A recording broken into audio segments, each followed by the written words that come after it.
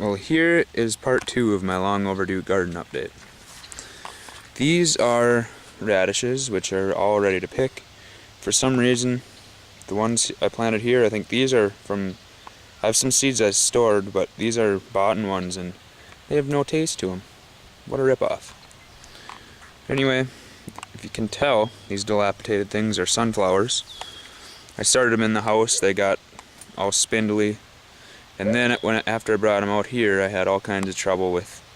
I planted them. I actually didn't plant them too early. It was the right time for Minnesota, but then don't you suppose we get frost in like the very end of May, which isn't right. So they've had a rough life, but we'll just see how they grow. I don't really. Makes them look interesting anyway. And then here's my section in front of the barn. Last year I had tomatoes here and I planted way too many, so this time I just planted 3. And then there are many tomatoes. You can even see all the ones that are just growing naturally in the soil, coming as volunteers. That one grew without my help from seeds that fell through last year. But this should get just as overgrown as the one the planter did last year, so I'm not going to waste plants. These are sunflowers, and again, if you look in here, all kinds of volunteer tomatoes. Probably better for the sunflowers if I pull them, but I'm just kind of curious to see what happens. And here is my pumpkin plant. I have some more in the big garden. I don't know, again, if anyone would tell me as far as pollination, if it needs another plant, I don't know if that's too far away for bees to pollinate. If it is, I'll try to do it manually, because what I did was I came here and I worked up the ground with a shovel, and then I put an entire wheelbarrow full of cow manure, and as you can see, this leaf is like bigger than my head. So I'm excited to see how big I could grow a pumpkin here. Hopefully I can actually get it to pollinate.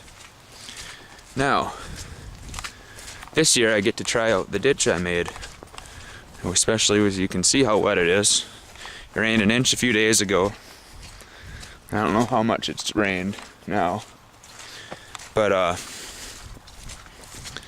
you can see there's water running out of my garden, so I definitely need this really bad.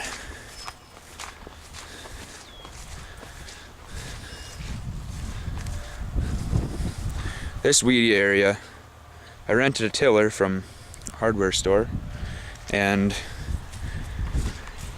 I just tilled this up because it's miserable to mow, and then I scattered some seeds. I did an experiment. About the last 10 feet of this garden here is sunflowers that I bought from, I just bought a bag of bird feed sunflowers, and I'm seeding them, and I'm going to see, they might not grow as big as your garden sunflowers, but they're actually probably more what I should have for feeding chickens. It looks like something's been digging in my garden, probably a dog or a cat. That's not too cool. But these sunflowers are coming up pretty well. I'm probably going to mulch them to keep the weeds down. I planted my corn a little bit too close, so I'll have to go through and weed that out pretty quick here, but I'm going to do it on a day where it's not so wet. Yeah, that's corn all the way down, except at the end there's some bush beans. So here's my peas. I did this section all in mounds going north-south, and peas, they're flowering now. They're doing pretty well. I'm losing quite a bit of nutrients, as you can see, from my compost pile, but what can you do? And don't you suppose my spinach is already going to seed? You can see I have a radish flowering already. So I tried to pick them, but couldn't keep up with them. I'm not home that much. I'm gonna have to thin out around that because that's supposed to be a row of broccoli. I only had like 8 broccoli seeds this year. When I could have ordered them, but I didn't think ahead, I guess. And then I went to everywhere in town and they didn't have broccoli. It's kind of ridiculous, but these are carrots. They need weeded very badly. Here are potatoes. These are russets that, well, my mom just bought way too many.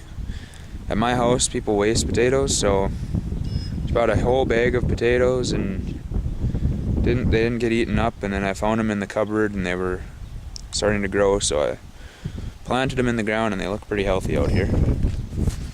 And these are cucumbers, and it was a completely symmetrical row of, one across from each other, but the frost came, and although I covered them the last couple days of May, it frosted like the last week of May, it frosted almost every night. So some of them didn't make it, but the ones that got some damage, they're actually coming back.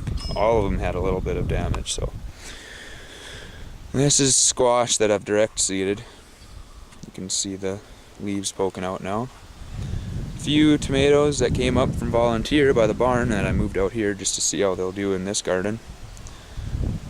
And those are the squash that I started in the house.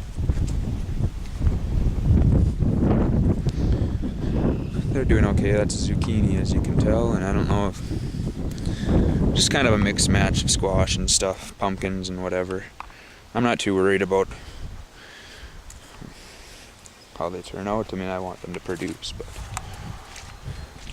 and these are soybeans, and I'm not sure how much chickens like soybeans, but that's kind of my idea, is to grow them for chicken feed. If they don't like dried soybeans, I'm going to save them and plant them next year. And I don't know, a lot of people seed them for deer,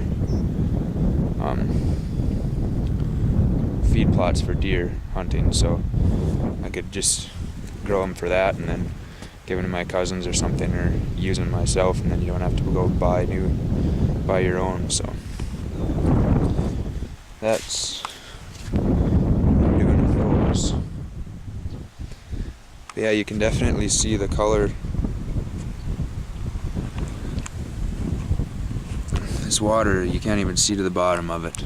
I wish I had some type of recycling system where I could catch all those nutrients. But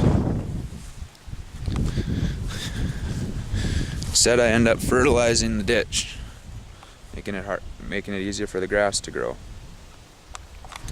But anyway, I just thought I'd show you how this is doing. I made so many videos last fall of getting ready for this thing, and then didn't even show anybody what it's doing, how it's doing. So I'm trying to get these uploaded pretty quick here today.